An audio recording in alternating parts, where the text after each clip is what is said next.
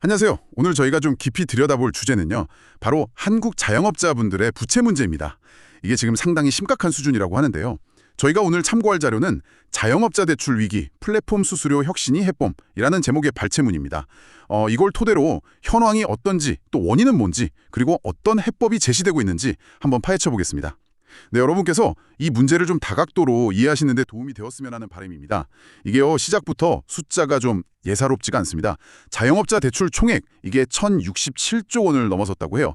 1,067조. 감이 잘 안 오는 규모인데요. 근데 여기에 연체율이 1.88%라고 하거든요. 이게 2015년 이후 최고치랍니다. 이건 단순한 경기 침체, 뭐 이런 차원을 좀 넘어선 거 아닌가. 우리 금융 시스템 전체에 뭔가 좀 부담을 줄 수도 있겠다. 이런 생각이 드는데요. 네, 맞습니다. 그 1067조 원이라는 숫자 자체도 어마어마하지만 말씀하신 대로 연체율 1.88%, 특히 이게 2015년 이후 가장 높다는 점이 문제의 심각성을 보여주는 거죠. 근데 더 들여다봐야 할 게 있어요. 자료에서도 나오는데 소득이나 신용도가 좀 낮은, 그러니까 취약차주라고 하죠. 이런 영세 자영업자분들의 경우엔 연체율이 무려 12%를 넘는다고 합니다. 12%요?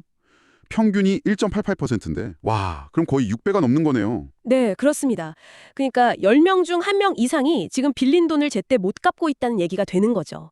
이건 뭐 단순히 개인의 어려움을 넘어서서 금융 시스템 전체의 안정성까지 위협할 수 있는 수준이다. 이렇게 봐야 할 것 같습니다. 자료에서도 이 문제가 우리 경제에 약간 잠재적 뇌관이 될 수 있다. 이렇게 경고하고 있고요. 12%라니 정말 거의 한계 상황에 내몰린 분들이 많다는 의미네요. 이걸 단순히 요즘 경기가 안 좋아서 그래 이렇게만 볼 수는 없을 것 같아요. 숫자가 너무 구체적이잖아요.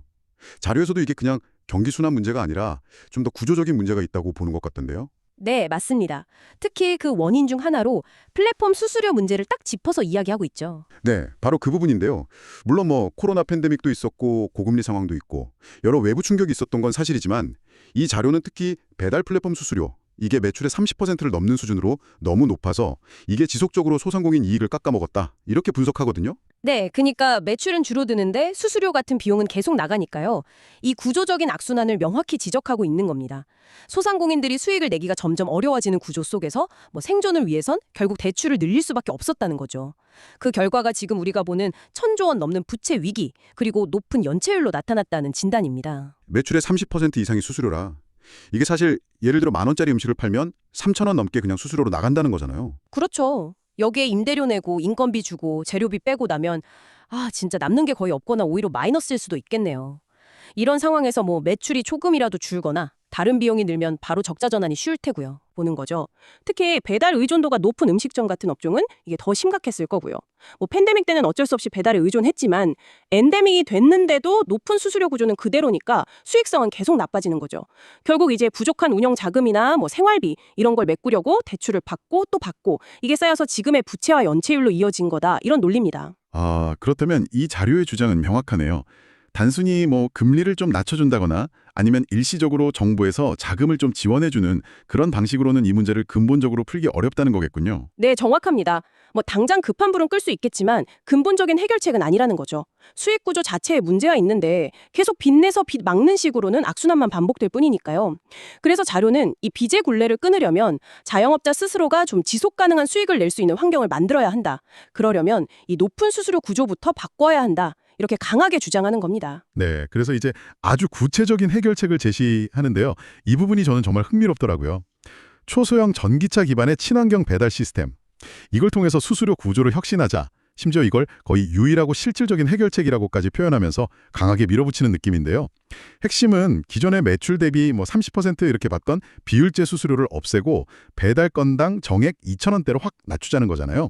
이게 어떻게 가능하고 또 이게 자영업자분들께는 구체적으로 어떤 도움이 된다고 보는 걸까요? 일단 자료에 나온 내용을 보면요. 이 모델의 핵심은 비용 절감과 효율성 증대인 것 같습니다.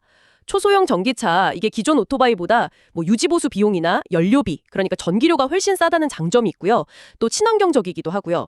그리고 아마도 이 시스템은 특정 지역을 기반으로 해서 좀 효율적인 배달 동선을 짜고 전용 차량이랑 라리더를 운영해서 기존 플랫폼의 복잡한 비용 구조를 좀 단순화할 수 있다. 이렇게 보는 것 같아요.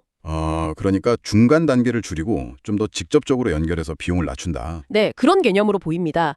그래서 건당 배달 비용을 획기적으로 낮출 수 있고 그 결과로 자영업자에게는 2,000원대라는 낮은 정액 수수료를 또 소비자에게도 좀 합리적인 배달비를 제시할 수 있다. 이런 구상인 거죠. 매출액이랑 상관없이 건당 2,000원대 정액제면 자영업자 입장에서는 확실히 예측 가능하고 부담이 훨씬 줄겠네요. 예를 들어 뭐 좀 비싼 음식을 팔수록 비율제 수수료는 부담이 엄청 커지는데 정액제면 그런 걱정이 없으니까요. 순이익률이 바로 개선되는 효과가 있겠네요. 그렇습니다. 수수료 부담이 줄면 그게 바로 자영업자의 순이익 증가로 이어지잖아요. 그럼 이제 대출 상환 능력도 자연스럽게 높아지고 연체율을 낮추는 데도 기여할 수 있겠죠. 또 불필요하게 새로 대출을 받아야 할 이유도 줄어들 거고요. 자료는 이게 단순히 개별 자영업자의 재정 건전성 회복을 넘어서 금융 시스템 안정성 확보나 경제 전체의 활력 제고에도 긍정적인 영향을 줄 수 있는 선순환 구조를 만들 수 있다고 주장합니다. 그래서 아까 말씀하신 유일하고 실질적인 해결책이라는 좀 강한 표현을 쓴 게 이런 파급 효과에 대한 기대감 때문인 것 같습니다. 근데 여기서 좀 질문이 생겨요. 이 초소형 전기차 기반 시스템, 이게 과연 얼마나 현실성이 있을까? 그리고 이게 보편적으로 적용될 수 있을까 하는 점인데요. 특정 기술이나 모델에 기반한 해법이 전국적으로 또 모든 업종에다 효과를 발휘하기는 사실 쉽지 않을 텐데요. 혹시 자료에서도 이런 한계점이나 좀 고려해야 할 사항들에 대해 언급하고 있나요?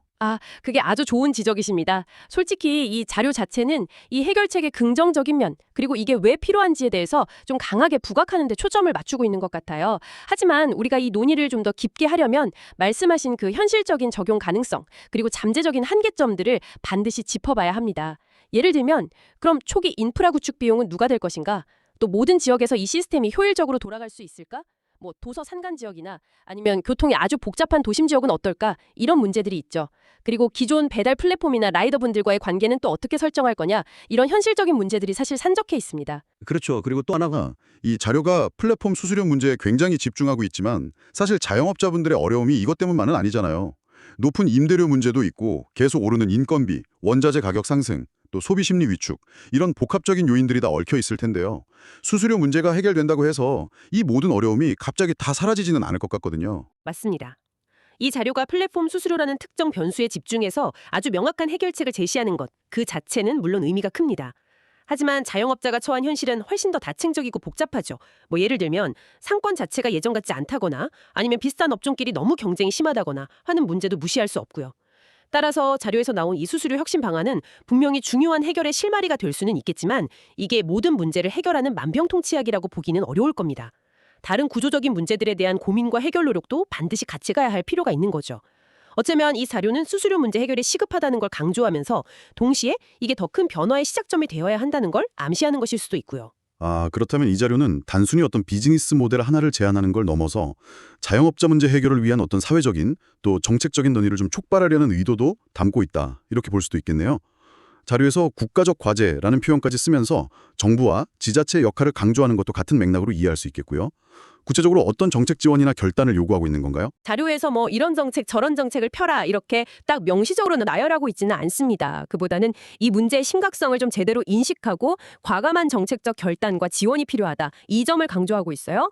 이건 아마도 새로운 배달 시스템 도입을 위해서 규제를 좀 완화해준다거나 초기 인프라 구축을 지원한다거나 아니면 기존 플랫폼과의 공정한 경쟁 환경을 만들어준다거나 이런 다양한 정책적 수단을 좀 포괄적으로 염두에 둔 표현일 수 있습니다.